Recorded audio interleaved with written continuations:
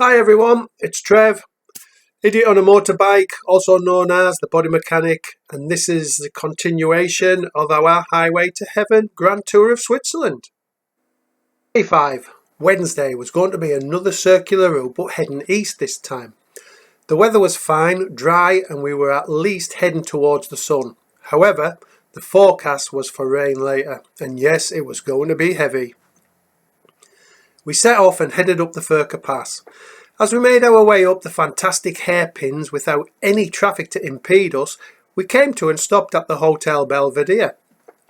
The car park had some cars already there, but not loads like on day 3 when we passed it. We all got off our bikes and started taking photos. I decided I'd get my drone out and try and get some great footage by sending it out where it could get a bird's eye view of the hairpins we had just navigated up and the hotel located on it. And obviously our smug faces thrown in. I took myself to the back of the car park, which was the quietest part, got the drone out, was just getting it ready when the owner of the cafe located there had other ideas. Over he waddled, straight up to me, saying, "You are not permitted to fly that drone here," he continued, "otherwise we'd have drones all over the place."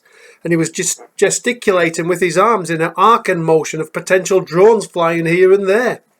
"It's a protected area, you know," he continued, "so being the good boy I am, and trying to be respectful since I'm in someone else's backyard, I put it away. But I was a little bit gutted, to be honest. The conditions were perfect for it, and boy, that would have been a fantastic shot." We then had our customary team photo, courtesy of someone in the car park, who, having seen my encounter with the cafe owner, then said to go 100 metres up the road and fly the drone from there, because they couldn't touch you there. But alas, we could not afford to keep stopping, so I passed on that. Maybe next time, I thought. I'd got the photo of the hotel I wanted anyway, so that would just have to be enough for now. Our route took us further up and over the Furka Pass, passing Goldfinger photo stop and down into Andermatt. We rode up Gotthardstrasse and through the town. It was a cobbled road, and although the sat-nav was directing me that way, I got the distinct impression that maybe we might not be allowed to head in this direction.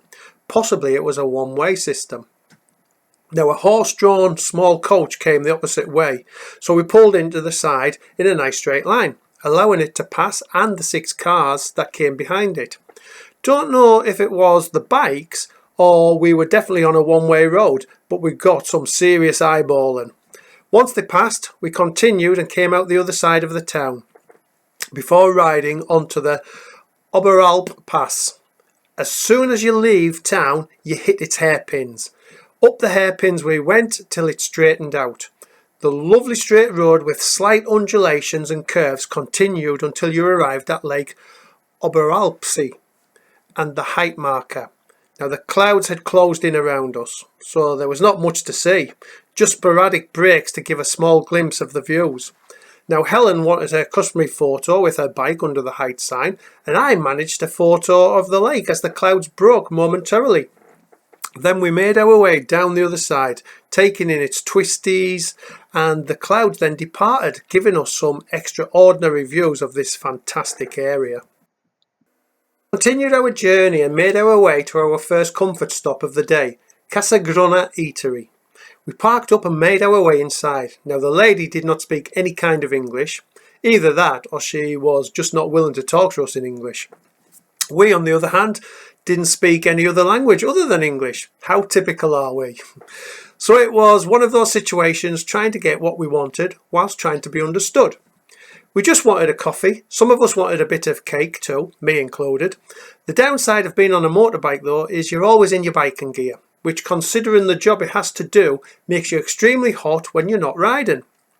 So we wanted to sit outside on her lovely balcony, which it was, and it had great views, and it had numerous tables and chairs. That was a definitive no from her, with finger wagging at us. We quite clearly understood that. She was quite sharp in what she was saying. I got the general gist of it. It had been raining and everywhere was wet. I said to her, "Wasser," and pointed outside. Wasser means water, which she nodded and then shook her head. But for us, in riding gear, We'd much prefer sitting outside even if the seats were wet, rather than being hot and bothered inside, but inside it was going to have to be. Now the place was quite a big restaurant, and they did have an area just for those who wanted a coffee. But we didn't know this, so just sat at a table in the restaurant and started to derobe our riding gear, waterproofs and all. I don't think she was very happy with that either, but that was her own doing. As the others meandered in to join us, you could see she was getting even more angry. They came in and sat on other tables near us in the restaurant area. The lady was then busy taking all the cutlery away, so we didn't touch it. She seriously had a face like thunder.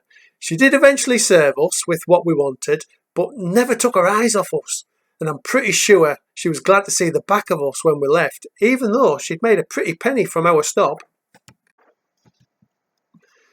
We continued our journey east, and at Varsam we entered the Ruinaulta, also known as the Rhine Gorge, which is a canyon in the canton of Graubünden, and was carved by the anterior Rhine between the villages of Ilansgilion and Richechen. That's quite a mouthful to say. Hopefully I said that right. Now it's quite an impressive sight, and we took some great photos from the Zolt photo stop, which has a circular set of steps leading to a small viewing platform. Whilst on top, I had the drone and put it up, sent it outwards to get some great videography of the landscape, then brought it back and flew it over everyone nice and steady. Everyone gave it a nice wave, but there's always one who never wants to be on camera. Andy was renowned for it. He was sat on his bike ready for the off. He wanted more action.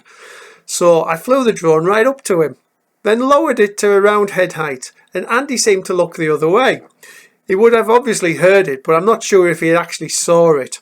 So I manoeuvred it out over the gorge to ogle him from a distance instead. Don't think he was very amused. Not that he said, but the video footage spoke volumes in my opinion. Now, since Andy didn't like his photo took, I made it my personal mission to try and catch him wherever I could. And as you've probably seen from some of the pictures, he doesn't really like to smile on them. But he's a nice guy, is Andy. Now, the road hugged the side of the canyon, giving out some spectacular views as we rode. But that said, we needed to ride with caution, as at times it was only single track, and we did have some cars coming the other way, which had blind bends making it a potential crash site to negotiate. We continued our journey for a further 14 miles and arrived at our lunch stop. The weather was definitely playing ball at the moment, and the sun was out in force, and had a few of us applying the sun cream to our chrome domes and faces. We had arrived at Viamala Gorge. Now, this impressive visitors attraction was carved through the massive cliffs thousands of years ago by the glacier ice and the waters of the Rhine. We all decided to go down and see it at close hand. It obviously costs since it's a tourist attraction, and the metal walkways that were constructed were impressive. They were either suspended on stilts, fixed and hugging the rock face, or it was actually carved through the rock face. But beware, it contains a lot of steps, which took its toll on some of the group, so a degree of fitness is definitely needed, not unless you take the opportunities to have a rest on the seating located occasionally en route. It was well worth the 6 Swiss francs it cost, but one of them places I've now been, so I won't return, well, not unless I've got Janice with me. From the gorge, our journey leg continued for 26 further miles, which would see us arrive at the foot of the San Bernadino Pass. Now, this pass had more hairpins than an old granny trying to put her rollers in and a hairnet on. They seemed never to end. As we were about 2 miles from the start of the pass, the sun had gone in and the dark clouds formed above us. Just as we started to climb, down came the rain, steady at first, but much heavier as we rode up higher. If you haven't rode this pass, it's fair to say the San Bernardino Pass is a hairpin road of the tightest order, turning a full 180 degrees around a 1 metre grass verge, or thereabouts, give or take a few inches. We'll not argue about them. It's probably the second toughest pass I've done next to Stelvio. Snaking our way up, and the rain was getting heavier. We had already stopped just before the pass started to put on our waterproofs at the first drop of rain, which was a good job. Our journey continued up zigzag after zigzag, tight turn after tight turn. Whilst heading up, I'd had a couple of bikes, a car and a transit van pass me. And to be fair, San Bernadino is not much wider than single track at its widest parts. So when I was not too far off my planned photo stop point, I pulled over to wait for everyone to catch up. Now Graham had pulled up behind me and he blocked my view through my mirrors, which was how I normally watched everyone arrive. Instead of putting my side stand down, allowing the bike to come to rest on it, which would have been the proper thing to do, like an idiot on a motorbike, I just stuck my left leg out a bit further and leaned a bit more, and with a twisted torso to look back over my shoulder, I tried to look down the side of Graham. The bike also was leaning with me. Unfortunately, I now had it leaning too far, and suddenly the effects of gravity took a grip on the bike. It had passed that point of equilibrium where I could no longer hold it up and was losing the fight. Now I'm glad that we were staying at the same hotel, so the bike was running relatively light compared to other days where I'd have all my gear, clothes, computer etc, but they were all safely stored back at the hotel, which did make it a bit lighter. Now gravity though had a firm hold. The bike was going down. My only thought was to lay it down as gently as I could, which I managed to do with virtually no damage, just a slight scuff mark on the left plastic engine protector. Graham kicked his side stand down and got off his bike, leaving Deb still seated on the bike. He came straight up to help me get Rhonda back up, which we did, ensuring the side stand was down, and after a quick inspection, no damage was done, just my pride, unfortunately. We waited and a couple more bikes joined us, but the last 3 bikes seemed to be taking ages. Now, unbeknown to me at this time, there'd been an incident back down on the mountain. Whilst going round a bend, Tony had not noticed the transit van coming and entered the hairpin. The van just continued too without checking. Tony had to take evasive actions to prevent a crash, which resulted in the bike going down and Tony and Linda being thrown off. Fortunately, the bike was fine. The crash bars had done their job well and were only scuffed. Tony's pride was obviously a victim, like any of us would have been, but poor Linda had took a hard hit to the elbow, which was now badly bruised. But other than that, all was okay. Oh yes, and the tosser of the van driver never even stopped to help. He just drove off. Fortunately, Andy and John were there though to help rewrite the bike and then eventually join us up top.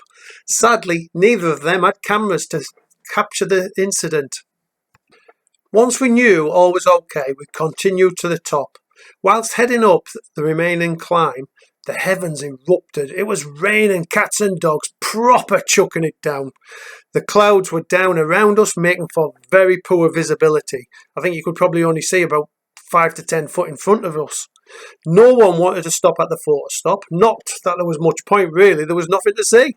So we made our way down the other side, clocking up numerous hairpins, which was most certainly better going down than coming up in this weather.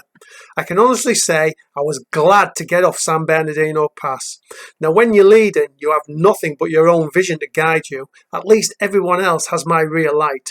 But that said, I reckon they'd be fingers crossed I stayed on the road. Otherwise it might be a faster route down like lemons. Only at the bottom did the rain subside to something more manageable. Our journey continued for another 8 miles upon where the sun came back out trying to dry out our damp wet clothes. We then got to Castello di Mesocco, which is a ruin of a castle. Now I'd chosen to stop here as it was scenic, but also had some public toilets, which sadly had closed, a café, which had sadly closed, and some parking, so we pulled in anyway. No one was really bothered about walking to the castle. We just had a drink and some food, snacks that we'd brought with us. Oh, and a cheeky pee around the back of the café. Well, the guys did, before we set off again. We were heading back to the hotel now, but not before heading back over Nuffenen Pass again, but this time in the opposite direction. Yet again, as we approached Nufenen, the rain started. It was steady at first, then it became torrential. Our journey over Nufenen was steady this time. None of the fast, fun riding we had done previously going in the opposite direction. There was loads of surface water, low clouds, and it felt like someone was wringing a sponge on us. We made our way up, over and down as safely as we could. By the time we reached the hotel, we were absolutely soaked. My feet squelched despite my boots being aqua dry, apparently. Gloves dripping despite being waterproof, apparently. And it had even gotten into my pants and other various areas, despite my clothes being waterproof. As we rode in, the owner directed us to put our bikes in his very large garage. And once parked up and we'd got the bikes emptied, we then went inside for a nice hot shower, a change of clothes, put our riding gear into the drying room and fingers crossed, hopefully, that it did its job for the next day, and then went for our evening meal. And oh yes, and a complimentary drink of our choice, courtesy of the owner who had taken pity on us. After our meal and a drink or two, I left the others and did what I usually did, edit the day's videos and a quick chat with Janice. The second phone call was to see how Max was doing and obviously the family and everything. Was Max able to come home? No, he was still in doggy hospital, still on a drip and still not eating anything. So that was how it was. But looking back at the ride, today's ride had seen us do 4 passes and 2 gorges, completing 202 miles in some of the most treacherous weather when you could least need it. And that's all for now, folks.